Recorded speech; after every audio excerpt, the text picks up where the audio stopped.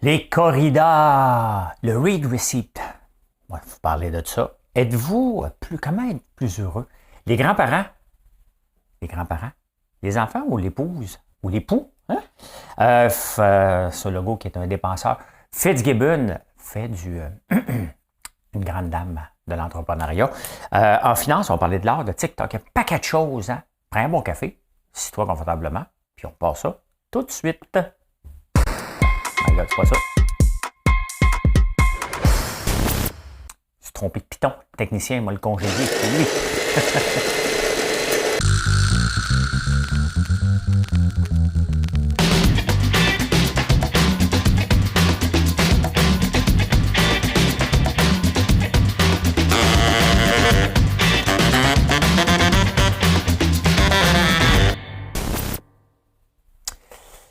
C'est ça qui arrive, hein, quand tu n'exploites pas assez bien ton monde, tu es obligé de faire ça tout seul. Hein, mais c'est ça. Mesdames et messieurs, 2 LGBTQI+, voici l'énigme du jour.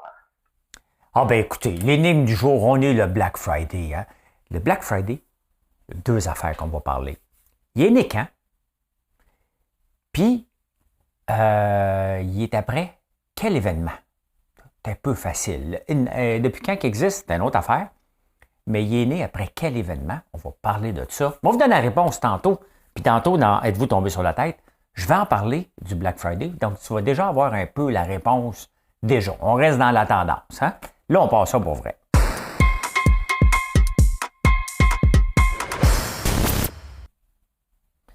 Les corridas, moi j'ai toujours voulu aller voir une corrida avant qu'ils disparaissent. Pas que je suis pour la cruauté animale, pas du tout, pas du tout.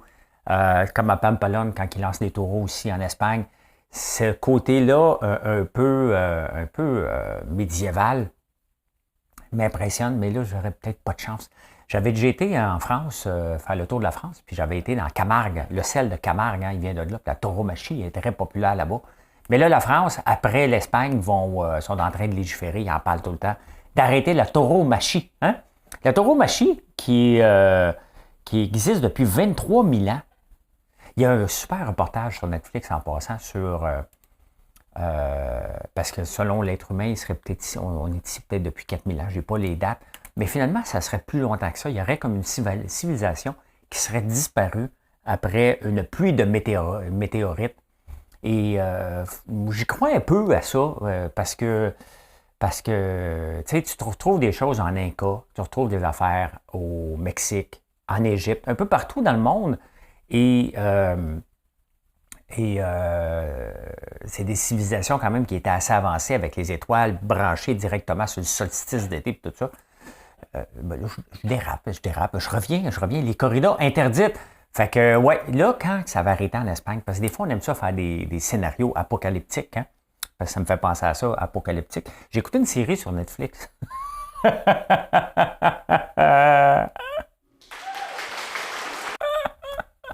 Le gars, le seul show, c'est qu'il veut parler, qu'il a écouté une série sur Netflix.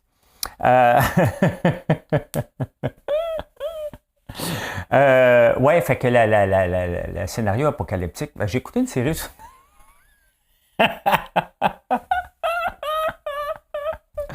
OK. Ici, Pierre Bruno. François, j'ai besoin de beaucoup de Pierre Bruno pour te calmer. Le scénario apocalyptique ne s'est pas produit en Espagne après l'arrêt de la tauromachie. Parce que bon, il y en a beaucoup, hein. Puis là, ils disaient que c'est une industrie de 300 millions par année, puis les gens viennent au stade, puis ils dépensent, tu sais. Faut pas oublier que les gens ont un budget discrétionnaire sur les dépenses. Hein. Fait que s'ils ne l'envoient pas sur une corrida, Linda, vas-tu à la corrida? Hein, on va se presser de le dire en maudit. Ben, ils vont aller le dépenser ailleurs, tout simplement. Fait que l'économie ne s'est pas arrêtée et tout a continué pareil. Donc, c'est sûr qu'il faut que ça soit arrêté. Ce qui est le fun quand même, c'est que le but de corrida, c'est de tuer le taureau. Là, t'sais. Mais maintenant, quand même, je trouve ça le fun. Je ne sais pas si ça va être interdit aussi. C'est le saut hein, par-dessus les taureaux. Les gars sont vraiment acrobates en tabarnouche. J'écoute ça des fois. J'écoute ça. Hein? Arrêtez de vendre le lait. Il y a des dépanneurs. Un 2 litres de lait, je ne sais pas combien ça coûte parce que j'en achète pas. Mais les dépanneurs font à peu près 16 cents. Et c'est pas au pourcentage qu'ils font, c'est à la scène. Hein? Et ben là, ils disent, écoute bien, là, maintenir ça là, pour 16 cents de 2 litres, ça vaut pas la peine. Puis là, ben, ils vendent plus de lait.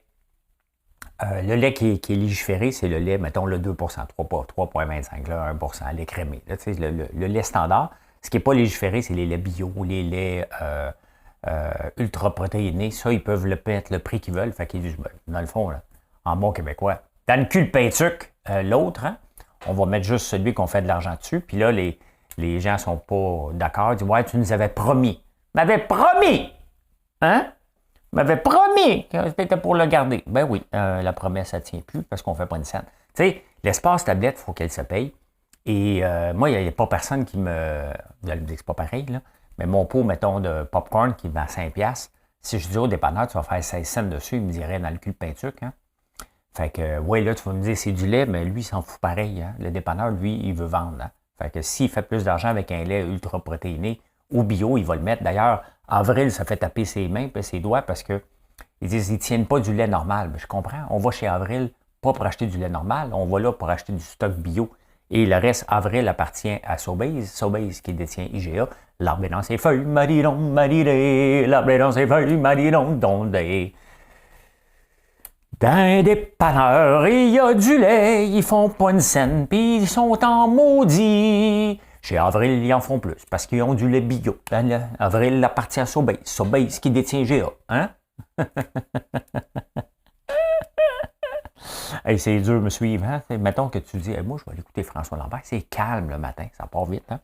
Hey, la viande cultivée, la FDA, Food and Drug Association of United States of America, a dit oui.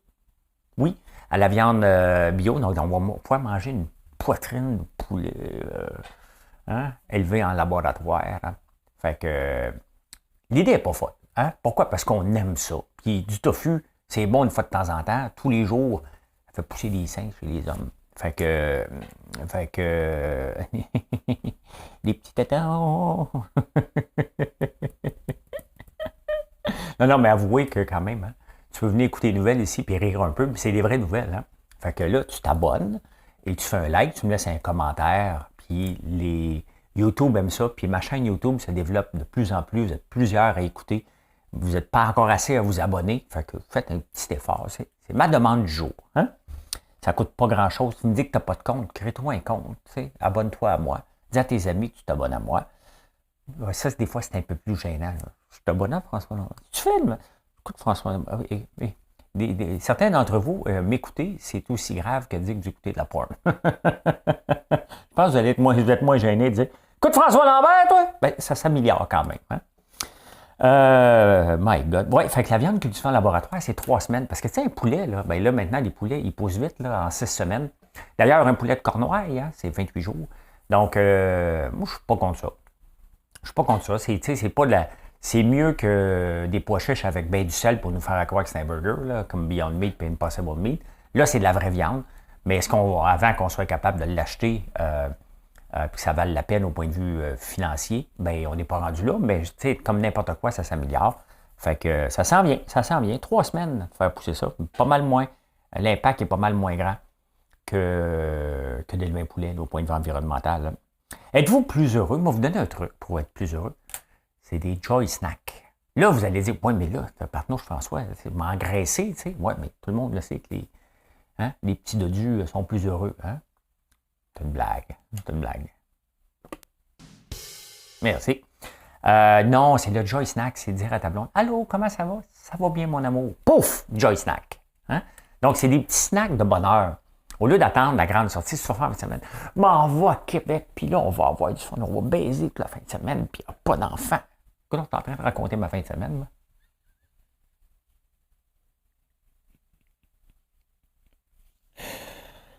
Je pense que je vais me flusher un matin. Je vais m'auto-flusher du show. Ouais, fait qu'au lieu d'attendre les grands moments, qu'est-ce que tu fais en fin de semaine? Je m'en vais au cinéma, ça va être le fun. Puis là, tu te rends compte que c'était pas. Donc, c'est mieux de te contenter des petits. Veux-tu un café? Oui, mon amour. Hein? Oh! Hein? Là, t'es content.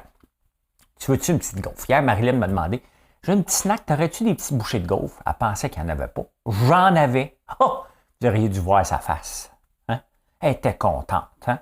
Je n'ai gardé 3 pour moi, 1 pour elle. Non, non, on partage. On partage. C'est égaux. Là. On y était au poids. Hein? Mon poids versus le sien. Non, mais sans blague, ça rend plus heureux qu'attendre des grands événements. D'un petit moment de bonheur. Hein? Moi, je suis pas mal une personne heureuse dans la vie. Là. Je ne suis pas jovialiste, mais je suis assez heureux. Et mon premier plaisir le matin, là, c'est une cafetière qui me donne un café. Hein? Que ce soit la cafetière italienne ou l'autre, qui me donne un café. Là, je suis dans le velouté de Stacy. Hein? Donc, comme vous pouvez le voir, le lien, il est là ou là. Regardez, il y a un lien, je vais le mettre. Café. Hein? Là, je suis dans le velouté. Et dès que je prends ma première gorgée, je dis, la vie est belle. Hein? Bon, c'est ça. Se sentir moins seul avec les grands-parents.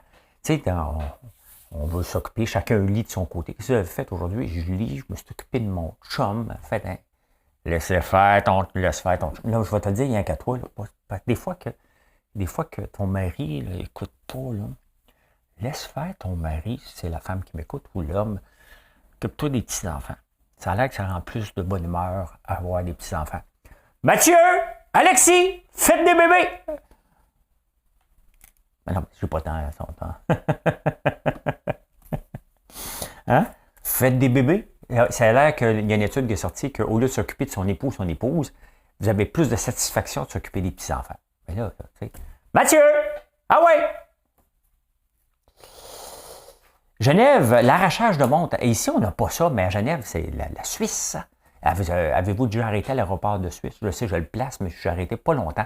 Je faisais un escale pour aller au Liban à un moment donné, puis écoute, les magasins de montres. Moi, j'ai déjà été un tripeux de montres, vous le savez. Maintenant, je dépense plus une scène là-dessus, puis je me suis fait voler, fait que ça ne me tente pas d'engraisser des voleurs là, qui vont savoir que j'ai des montres, puis qui vont venir me voler, ça ne m'intéresse pas. Mais à Genève, écoute, les gens se font arracher les montres carrément des bras, là, parce qu'ils savent qu'il y a beaucoup de gens qui vont magasiner. Il y a des gens qui se font voler jusqu'à 500 000. Ils se promènent avec des sacs de 500 000. Si tu achètes une montre, mettons, à 500 000 $, là, ça te tente-tu d'appeler Garda? Hein? Hey, Garda! Garda! J'ai acheté une montre! Embarque-moi dans le fourgon! Hein? Fait que, c'est ça. On s'en va au Québec. On enchaîne.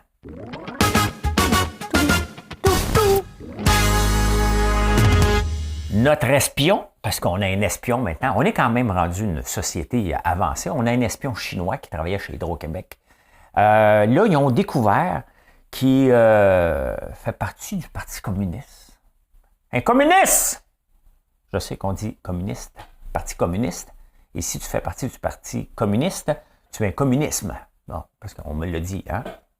Tu mélanges tes T et tes M. Je savais mes T et mes M. Si tu savais comment je mélange bien d'autres affaires, là. Hein? Oui, c'est ça, il fait partie du Parti communiste, il fait partie du Parti communisme. Et c'est ça l'affaire, c'est qu'ils sont. C'est le deuxième parti le plus populaire au monde. Il y a d'autres partis, c'est un parti indien. Donc, ils sont 92 millions qui font partie du Parti communiste. Je pourrais dire membre du Parti communiste, mais j'aime mieux dire il fait partie du Parti communiste. C'est comme si j'oubliais le premier mot communiste en partant. Hein? Il y a Jack Ma aussi, le propriétaire, le président fondateur de Alibaba, qui fait partie du Parti communiste, lui aussi. Fait qu'on a un espion. Moi, je me sens big savoir qu'on a un espion. C'est comme si on est devenu une société à espionner. On ne sait pas ce qu'il espionne. Il travaille pour son compte. Mais lui, il s'est peut-être dit, moi, ramasser les informations, moi, les vendre après. Tu sais. De toute façon, on est au Québec, il faut juste développer des affaires qui ne mettent jamais en marché. Fait que lui, il dit, moi, le mettre pour eux autres. Merci beaucoup. Merci beaucoup. J'ai une photo de Fitzgibbon. Mon ami Fitzgibbon, mais qui n'est pas vraiment mon ami. Là. Je le connais. J'ai été dans un souper 2 fois avec lui. Là. Ben, Fitz. Ben, voyons. Voyons, je suis bien mêlé, moi. OK, bon, parfait. C'est ça qui arrive quand tu es tout seul. Hein? Quand tu n'as personne à exploiter. Là. Bon, j'ai décidé de vous mettre, c'est dans la presse. Et là, lui, c'est le ministre de la métropole de Montréal. Hein? Bon, il parle de Valérie Plante parce qu'il faut qu'il travaille avec Valérie Plante. Lisez la phrase, là. J'irai pas dire qu'on est en power couple, mais j'ai un très bon rapport avec elle. Une nouvelle blonde, Fitzgibbon, hein? Faut attention, hein? Je n'irai pas dire qu'on va être un power couple. Hein? Elle aussi, elle a un chum. Là, on part des rumeurs. Là, on part des rumeurs. La machine à rumeurs est partie. Est partie. Dernière heure. Fitzgibbon serait un power couple avec Valérie Plante. Hein? Mais j'ai un très bon rapport avec elle. Quel genre de rapport? Non, on analyse la phrase. On est comme à l'université. On est différents. Ben, les différences s'attirent. Hein? On dit ça aussi. Mais on est complémentaires. Ah, ça, par contre, il a raison, parce qu'en affaires, si tu veux avoir un bon partenaire, tu ne prends pas quelqu'un qui est comme toi, tu prends quelqu'un qui est complémentaire, mais qui n'est pas trop différent quand même. Là. Et en étant complémentaire, on va arriver plus facilement à une destination. Là, je vais la lire au complet, après ça, on va la mettre en contexte. Hein? On va la contextualiser. Hein? Je n'irai pas dire qu'on est un power couple, mais j'ai un très bon rapport avec elle. On est différents, mais en étant différents, on est complémentaires. Et en étant complémentaires, on va arriver plus facilement à une destination. Eh bien, ça m'inspire une phrase. J'aime mes fils. Mes fils sont des hommes. Alors, j'aime les hommes. Merci. Voilà. Hein? Hey, François Legault, selon l'Institut Fraser, un institut indépendant, ils ont trouvé que c'était celui qui est le plus dépensier et celui qui taxe le plus. Hein? Fait qu'il a l'air radin, il a l'air d'un bon père de famille, hein? Mais non, il dépense le plus. Et moi, j'imagine Gabriel Nadeau-Dubois qui se dit c'est parce que j'arrête pas de dire qu'il dépense pas assez. Hein? François Legault, j'ai comme l'impression qu'il est extrêmement content. Il est parmi le plus dépensier de toutes les provinces, puis celui qui nous taxe le plus. Hein? Fait que Gabriel Nadeau-Dubois, là, hein, quand il va dire on n'est pas assez taxé, hein? Taxons les riches, François Legault va dire l'Institut Fraser le dit. Hein? Vous dépensez pas assez? L'Institut Fraser. Donc, pour François Legault, c'est presque une bénédiction pour les 4 prochaines années, hein? Mais c'est pas pour nous autres, par contre. Hein? Hey, le tunnel Louis-Hippolyte Lafontaine versus l'électricité en Suisse. L'électricité partout, c'est beaucoup avec le gaz naturel, hein? Avec le charbon. Nous, ici, on a l'hydroélectricité. On n'entend pas trop parler. Hein? Mais il y a un problème. Il y a un problème dans toute l'Europe. Et la Suisse est en train de regarder ça, que si les gens ne se serrent pas la ceinture, puis ils ne font pas attention, hein, ils vont demander de fermer les magasins 1 heure d'avance. Ils vont mettre sur les autoroutes aussi, c'est la même chose qu'ici, c'est 100 km, mais à 101 km, tu as un ticket. Tu ne dépenseras pas de gaz inutilement. Hein? Pourquoi je parle de tunnel? Parce que là, on fait un scénario apocalyptique. Le tunnel Louis-Hippolyte Lafontaine, on s'entend que ce n'est pas un événement. Il y en a qui ont déménagé. On a vu la mère serrant sa petite fille dans ses bras pour dire va chez ton père, je ne te reverrai plus. Adieu! Adieu! Hein? On a vu ça là, en pleine page du Journal de Montréal, puis le gars qui habite à Charlemagne, mais qui travaille à Sorel, puis il veut qu'on le prenne en pitié. Pitié, ben c'est ça, hein? C'est pas tout. Il a dit non. Tu veux continuer à consommer pendant que tu es chez vous? On va te couper Netflix, tabarnouche. Tiens, on coupe l'électricité. Il va falloir que tu roules sur tes batteries, hein? Donc, il n'y aura pas de... Magasin fermé à 1 heure, il n'y aura pas de Netflix, ticket à 100. Ton frigo, quand tu te tiens à 2 degrés, tu vas le monter à 6 degrés. Hein? C'est drôle parce que, tu sais, c'est sûr que l'histoire du tunnel a dû faire le tour du monde, puis il y a certainement des journaux ailleurs qui ont dû dire, mais ils sont capotés, t'es obligé de faire ça. Puis le transport de nuit, même le groupe Morneau a dit, hey, maintenant on va transporter de nuit. Alors, on s'est tous inquiétés, mais il ne se passe rien. C'est à peu près la même chose que ça me fait penser en Suisse. Hein? Hey, les Suisses, si vous m'écoutez, là, hein? Envoyez-moi un petit fromage. Ça fait une couple de fois que je parle de vous autres. J'en ai parlé tantôt à Genève. Là, j'en ai parlé là. Hein? Fait que je veux une subvention. Je veux être... non, pas subventionné. Je veux être le porte-parole officiel du Suisse. L'affaire, pourquoi je parle de la Suisse, c'est que ça me fait rire, puis je trouve qu'on peut mettre des liens, des relations entre les deux pays. Il y a beaucoup de Suisses qui élèvent des fermes ici, qui ont des fermes laitières ici. Il y a eu beaucoup de gens dans les années 80. Et les journaux que je lis, comme Le Temps, là-bas, le journal Le Temps, je le trouve fantastique. C'est une bible d'informations, des beaux articles, faciles à lire. Le Figaro, je le lis aussi. Des fois, quand j'arrive à la section de Mathieu Bock-Côté, je ne le lis pas dans le Journal de Montréal. Fait que là, j'arrive dans le Figaro, il parle pas pareil. Hein? Fait que tu comprends rien. Mais c'est niaiseux. Moi, j'aime ça lire un journal où je me sens intelligent. Hein? Êtes-vous tombé sur la tête? On s'en va là. Tomber en amour. Ben non, Laurence. Je n'arrêterai pas. Lâcherai pas ma job du jour. C'est parce que j'en ai pas, la job du jour. Hein? Le Black Friday. N'oubliez pas que c'est. Prenez des notes, là. C'est l'énigme. Hein? Le Black Friday, 98% des gens connaissent le Black Friday. Hein? À travers le monde maintenant, parce que c'est un événement qui est parti des États-Unis. Là, si tu ne sais pas ta réponse, là, prends une note. 1960, 1959, non, 1960. Hein? En 1960. Et le but, c'est que le Black Friday, hier, on était le Thanksgiving aux États-Unis. C'est pas le samedi puis dimanche. Hein? La journée de congé, c'est le 4e jeudi de novembre. Donc, on était hier le 4e jeudi de novembre. On est donc probablement le 4e journée, le 4e vendredi, j'imagine. Ben, peut-être pas, là, parce que des fois, c'est pas une autre journée, mais c'est le 4. Hein? Donc, et ça marque, pourquoi qu'on appelle ça le Black Friday? C'est que ça marque le début du temps des fêtes, hein? Le début de magasinage du temps des fêtes. Et c'est là que les commerçants arrêtent d'écrire, parce que dans l'ancien temps, quand tu étais en rouge, tu écrivais tes moins, comme, mettons, une compagnie ici là, qui fait de la recherche, moins 1,5 million, hein, milliards de données. Donc là, quand ça vient au bleu, tu l'écris en noir, dire, enfin, je commence à faire de l'argent. Donc, c'était ça. En rouge, tu perds de l'argent. Et en noir, tu commences à en faire. Donc, techniquement, ça marque le moment où les commerçants, donc pendant 11 mois, ils perdent de l'argent. Ils font de l'argent pendant un mois, hein, à peu près. Le problème, c'est que, tu sais, le Black Friday, ça fonctionne pour qui? Amazon, Walmart, les grands. Hein? Le problème, c'est que les petits commerçants se sentent obligés d'embarquer. Moi, j'en ai pas de Black Friday chez nous. Vous n'en trouverez pas. J'aime mieux vous offrir des spéciaux à l'année, des spéciaux sporadiques, des spéciaux sur certaines choses et offrir des prix imbattables à l'année. C'est ma philosophie. Je ne suis pas le Dollarama parce que j'ai de la qualité, mais Dollarama ne fera pas de Black Friday. Là, OK? Donc, mais c'est ça. Puis, j'ai pas de stock. Hein? Le but du Black Friday, c'est de dire, regarde, le vieux stock, celui que j'ai trop, ben, je vais le passer. Cette année, c'est un peu spécial parce que, en théorie, peut-être c'est pas prouvé, puis peut-être on n'aura pas une grosse, mais en théorie, sur papier, on s'en va vers une récession. Fait que là, ceux qui profitent du Black Friday, profitez-en, parce que là, il risque d'avoir des spéciaux. Les magasins, c'est sauf qu'ils peuvent, là.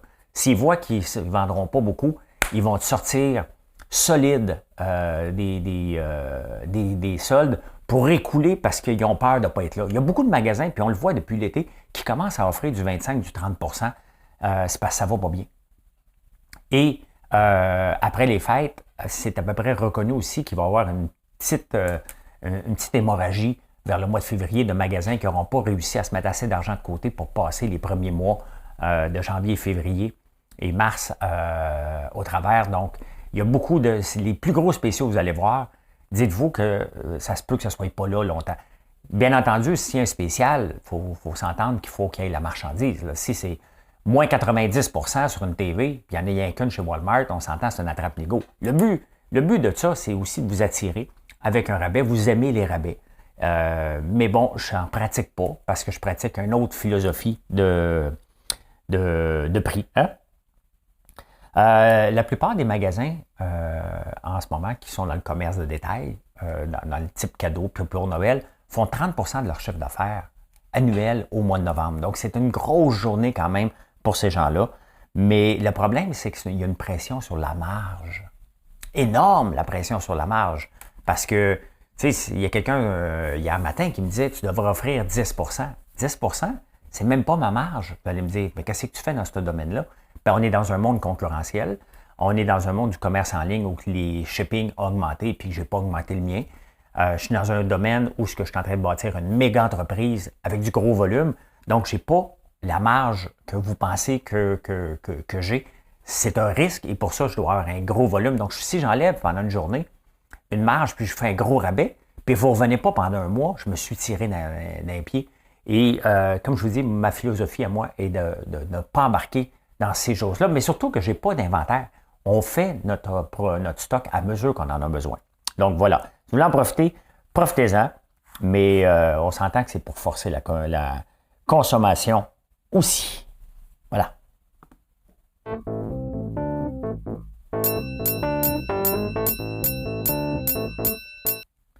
Il y a quelqu'un qui me faisait remarquer que le Canada n'a pas de réserve d'or parce qu'on a toujours reconnu comme l'or comme une réserve, hein? En cas de temps dur, en cas de récession, entre autres. Mais c'est terminé ce temps-là et c'est pas le Bitcoin non plus. Hein? C'est le dollar américain qui est toujours la monnaie de réserve. Mais les stocks ne bougent presque pas. Hein? C'est pour ça que le prix de l'or ne bouge pas non plus au point de vue mondial. Regardez, c'est les États-Unis qui en ont le plus. Mais c'est le même montant depuis à peu près toujours. Hein? Dernière référence, c'est au mois de septembre. Mais si tu regardes il y a 4 ans, c'était la même chose, 8133. C'est en onces, ça? Je ne sais pas. 8133. Tu choisis. Je pense que c'est 8133 livres, c'est peut-être 8133 lingots ou whatever. Whatever. La Germanie, mais ne cherchez pas le Canada. Le Canada a tout vendu en 2016. Il a tout vendu ses réserves d'or. Il en reste 77 onces. Ça, c'était en 2016, mais il a tout vendu. Le Canada n'y croit plus, puis on s'entend que c'est de l'ancien temps, là. Hein? C'est pas parce que tu as des réserves d'or que tu vas être capable. C'est que l'affaire, c'est avec les réserves d'or, quand il arrive la récession, techniquement, l'or montait. Okay? Donc, étant donné que tu as moins de revenus, les gens, les pays liquidaient de l'or à ce moment-là pour être capables d'aller chercher des revenus supplémentaires, puis enlever une pression sur le dollar, tout simplement. Hein? En parlant d'inflation, il y a beaucoup de pression à travers le monde, Nouvelle-Zélande. Ici, au UK, par rapport à la politique monétaire internationale, la plupart des pays ont une banque centrale. Bon, pas la plupart, tous les pays ont une banque centrale. Techniquement, cette banque-là, dans notre domaine, dans notre monde industrialisé, le monde civilisé, le monde financier, est indépendant de la politique. Et c'est là que le système est brisé. Hein? Le système est brisé parce que les gouvernements donnent de l'argent. Eux autres, leur but, là, regardez comme Trudeau, c'est pas le but du gouvernement, mais dans la PCU, on donne de l'argent, on crée une inflation. C'est sans contrôle. La Banque du Canada regarde ça, elle, et elle ne réagit pas. Parce qu'elle est supposée être indépendante. Mais si elle réagit, elle va enlever l'effet escompté d'une politique de faire rouler l'économie du gouvernement. Là, tant que c'est respecté, mais elle aurait pu réagir bien avant pour dire non. Tu veux donner de l'argent? Moi, je veux maintenir 2. Je n'attendrai pas que ça s'en va à 7, comme on a attendu, jusqu'à 8. Hein? Je vais tout de suite mettre les breaks, je vais te monter le taux d'intérêt d'un coup. Il aurait breaké l'économie. Ce faisant, le gouvernement Trudeau, puis les gouvernements à travers le monde, là, je ne mettrai pas le blanc sur Trudeau ici, là, c'est partout pareil, ils ont donné de l'argent. Mais là, on est dans un contexte particulier. Ils ont donné de l'argent. Les gens ont eu de l'argent, ont acheté des maisons. Le prix des maisons a skyrocket, OK? Tout complètement. Les villes en ont profité pour augmenter le rôle foncier. Et là, ça revient à la normale. Le taux, le 7 n'est pas acceptable. C'est pas soutenable, ce n'est pas acceptable, il faut revenir à 2. Fait que là, les banques se font taper dessus, puis on se pose la question, est-ce qu'on doit vraiment ramener ça à 2? Est-ce qu'on ne devrait pas être slack parce qu'on est en train de ralentir l'économie? Le problème, c'est qu'elle ne ralentit pas encore assez, et c'est pas le temps au mois de novembre, décembre de la ralentir de toute façon. Elle roule, même si on ralentirait les gens. Le Trudeau, Legault, on vient de dire qu'il était dépensier, mais il vient de donner 500$ aux familles qui en ont besoin, et d'autres pour acheter des cadeaux sur François-Lambert.one. Merci beaucoup. Donc, le NPD dit que ça augmente la souffrance des ménages, l'augmentation des taux d'intérêt, mais c'est le seul outil à peu près que la Banque du Canada a là. Hein? C'est plate en tabarnouche quand tu es une banque. Qu'est-ce que tu fais? Moi, tu fais des taux d'intérêt? Je baisse-tu? Gros job. Plus complexe que ça, je le sais, mais, hein? Mais c'est un peu ça. Le problème, qu'est-ce qui fait souffrir plus les familles? C'est sûr que le taux d'inflation, surtout des aliments de base, fait souffrir les familles plus que le taux d'intérêt. Là. Hein? Donc, il faut jouer avec ça pour ramener ça, les deux, vers un niveau acceptable. Malheureusement, ils vont continuer à monter pendant ce temps-là. Et Couche-Tard va super bien, hein? Je l'ai toujours regardé. La bourse était fermée hier, parce que c'est Thanksgiving, pas au Canada, mais je vous montre. Je vous montre ça. Il a rapporté des bons chiffres, mais ça descend pareil. Pourquoi? Parce qu'ils n'ont pas ramené les revenus autant qu'ils voulaient, mais la marge est bonne. Et les gens n'aiment pas quand les revenus diminuent, fait que les gens ne comprennent pas. Fait qu'à court terme, Couche-Tard descend un peu, mais c'est un des fleurons québécois, puis il est très rentable. Ils viennent d'augmenter leur dividende de 27% de plus. Donc, et les titres à dividende, dans les cas de récession, sont toujours les plus payants parce que ça te rapporte quand même un 3 ou un 4. plus le potentiel d'augmentation future du titre. Je dis bien potentiel, là. C'est pas une recommandation d'achat du tout, du tout, du tout, du tout. Le luxe a une augmentation de 22 %. Je vous l'ai montré, hein, la bourse de Paris, beaucoup d'objets de luxe qui sont là. Hermès, Louis Vuitton, Yves Saint-Laurent, Keurig, pas les capsules Keurig, Keurig, je pense que c'est ça le nom de la compagnie qui chapeaute tout ça. Augmentation de 22 %. Et avant, on pensait que c'était la Russie. Maintenant, la Russie un peu moins, mais la Chine continue quand même que le lockdown. La Chine est là, le Qatar est là pour consommer, le Dubaï est là. Puis nous autres ici, il y a une bijouterie qui annonce, qui vend des bijoux à 600 000 $ à Québec. On s'entend, là. Il y a une bijouterie ici qui s'appelle Côte d'Ivoire à Montréal. Bon, c'est là que j'ai acheté mes montres. C'est quand même des gens fortunés qui sont là. Ou là, je vais le dire tout bas, là. Ou quelqu'un qui voudrait... tu sais, il y a trop de l'argent liquide, mettons. Là, une bijouterie qui vend des bijoux à 600 000, c'est peut-être rien qu'un, là. Mais de faire la publicité de ça, de dire qu'il y a un marché au Québec, le marché n'est pas assez grand. Il n'y a pas grand monde qui va se garrocher à Québec là, pour aller là. On va peut-être aller à Toronto. À Montréal, il y a un endroit ou deux, là, tu sais. Donc, mais l'augmentation, c'est sûr que ça rentre dans l'imaginaire, hein. Fait que les journalistes aiment ça. On vend des bijoux, il n'y en a peut-être rien qu'un, puis il n'est probablement même pas vendu. Il est peut-être en consignation, on ne le sait pas. Hein? On ne le sait pas, c'est pas tellement grave. Hey, TikTok, l'application la plus téléchargée hein, dans le monde, ils ont parti au tout début après Instagram, après Facebook. Maintenant, il y a de plus en plus de gens qui vont là pour chercher. Si les jeunes, là, quand ils veulent chercher un restaurant, ils vont le chercher sur TikTok avant d'aller le chercher sur Google, imaginez-vous. Mais là, ils s'attaquent à Amazon avec TikTok Shopping. Ça a commencé aux États-Unis, j'ai hâte que ça vienne au Canada. Dans le fond, c'est la même chose qu'Amazon. On peut mettre nos produits, ils prennent 5 % et ça nous facilite les transactions à travers l'application. J'aurais aimé ça qu'on puisse faire comme du TikTok Shopping, qu'on puisse, pendant que je vous parle, mettons sur TikTok, que je sois capable de drag un produit que j'ai le goût de vous parler, vous pouvez cliquer dessus, faire une transaction. Mais je ne sais pas comment que ça va fonctionner, mais c'est sûr que ça va s'emmener au Canada. Donc, ça s'attaque maintenant à Amazon.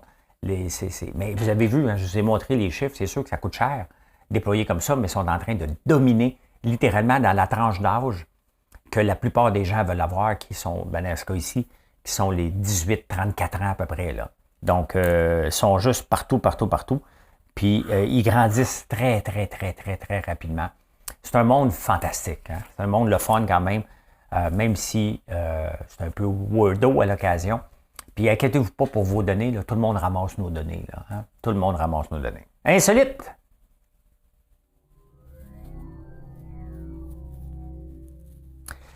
Le read receipt, hein, le vu-lu sur votre téléphone, hein?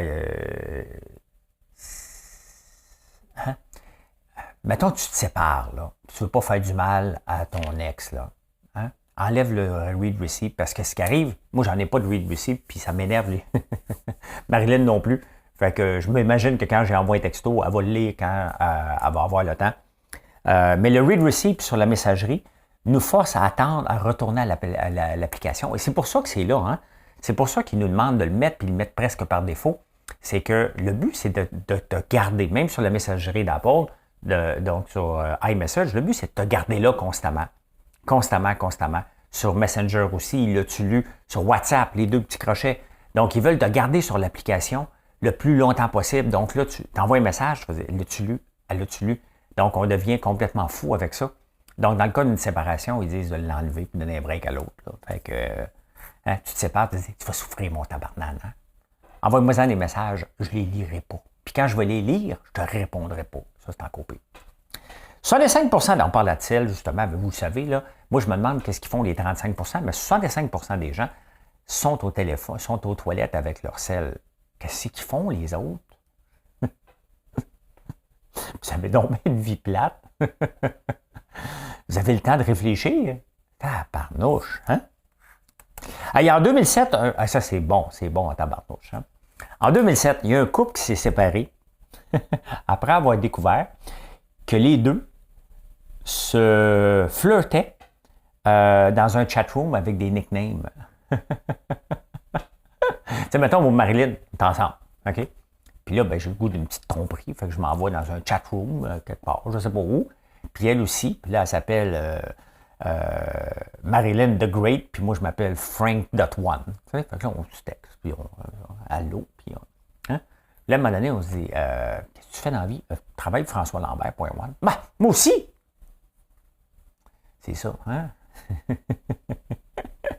Ils ont pogné ça, hein? C'est ce qui est arrivé à leur couple, hein? Ils se sont séparés et les deux s'auto-trompaient. Je ne sais pas s'il y en a un qui a engueulé l'autre plus que l'autre. Mon maudit, tu me trompes! Ma maudite, tu me trompes! Oh, ils se sont regardés. Eh ben, hein? Hey, Christophe Colomb, il y a un débat en ce moment. Il est-tu italien ou il n'est pas italien? Hein? Là, ils ont trouvé son cousin, quelque part, qui vont exhumer. C'est ça?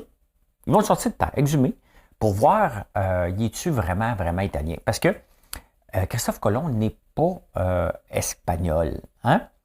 Il serait italien.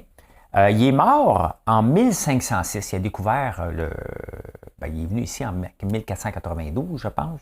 En tout cas, si je me trompe, vous me traiterez d'inculte et d'imbécile. Rajoutez sous le tout le mot imbécile en même temps. On en rajoute. Hein? Si ça veut que ce soit deux vérités, hein? C'est ça, hein, la loi des deux vérités, c'est que c'est « Allô, François, je suis malade. » OK, t'es malade. Je suis malade, puis mon char part pas. Ah, là, tu mens. Hein? Fait que si tu veux en renforcer, tu peux dire que je suis en tout cas, il est mort en 1506. Hein? Il était enterré en Espagne. Là, il dit, ouais, moi, je voulais être enterré à l'île d'Espagnola, pas au Canada. Il a compris, lui, qu'on gèle au Canada. Parce que l'île d'Espagnola, c'est l'île de Cuba et de la République dominicaine. Vous savez, c'est séparé en deux. Donc, il est allé là en 1542. En 1795, Cuba s'est chicané avec tout le monde. Donc, il ne voulait plus, je ne sais pas pourquoi, mais ils l'ont sacré dehors. Fait qu'ils l'ont exhumé. Ah ouais, retourne-toi dans ton pays. Hein? Fait que son pays, qui est l'Espagne, il est allé à Séville en 1898. Hein? Et là, en 2004, il aurait sorti un sample de lui pour voir, y est-tu vraiment italien? Ça a l'air que oui, mais allez, ils vont le valider avec son cousin. Fait que voilà. Hein? Margot Robbie. Connaissez-vous Margot Robbie? Hein? Margot Robbie. One moment, please. One moment, s'il vous plaît.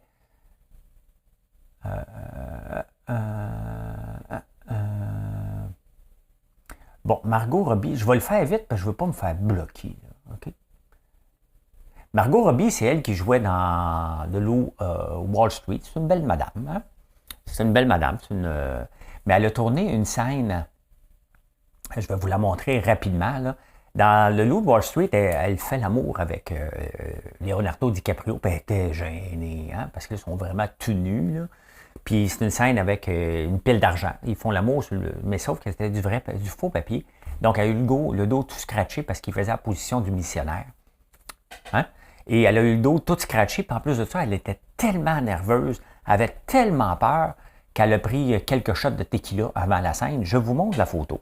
Donc, ça va aller vite parce que je ne veux pas montrer longtemps, des fois qu'on ne m'aime pas. Bon, je vous montre c'est qui Margot Robbie, quand même. Bon. OK, bon, c'est elle, Margot Robbie. Hein? Voici la scène, la fameuse scène avec le papier dans le chose.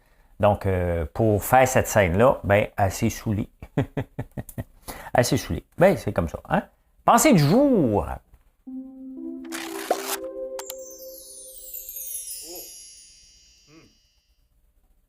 Avez-vous besoin de vous faire rassurer constamment? Hein? Parce que si vous allez faire quelque chose, si vous lancez en affaires, vous allez faire quelque chose de vraiment innovant. Peut-être pas de la grande innovation, mais un peu d'innovant. Hein? Vous devez être quelqu'un qui ne valorise pas l'approbation. Les gens vont toujours vous regarder d'une façon bizarre. Hein? Vous n'allez pas avoir, tranquillement, j'en ai, mais quand je me suis lancé, le monde me regardait et me disait, si tu fais dans le sirop d'érable en ligne, ça ne marchera pas. C'est bien bizarre. Hein? Donc, je n'avais pas besoin de me faire valoriser. Ce qui est important, c'est d'avoir des nouveaux clients, ce que vous faites régulièrement. Donc, je n'ai pas besoin. Moi, ma valorisation ne vient pas de mes pairs, hein? Vient de vous, tout simplement. Hein? Ça fait tellement têteux, ça. Et je m'en vais avec la réponse à l'énigme que vous connaissez déjà. Mesdames et messieurs, LGBTQI+, voici l'énigme du jour. Je vous l'ai donné un peu, mais des fois que tu es encore là, tu n'es pas encore abonné, c'est le moment de t'abonner avant la réponse. La réponse, hein, très simple, en 1960, le Thanksgiving a été lancé aux États-Unis pour dire on part, tu sais, là, ils se sont sous la gueule le jeudi soir, ils ont mangé de la dingue, le lendemain, ils disent bébé, viens-t'en, on s'en va magasiner, il va peut-être avoir des spéciaux. Une gang de Soulons qui n'ont pas changé les prix. Fait que, oui, c'est en 1960 et c'est une tradition très américaine qu'on essaie d'exporter à travers le monde, à travers les Amazones et toute cette gang-là. Voilà, voilà. Et je peux dire ceci. Mission accomplished. Merci d'avoir été là. Bonne journée tout le monde. Venez nous voir sur françoislambert.one. À l'année longue, c'est le Black Friday chez nous. Hein?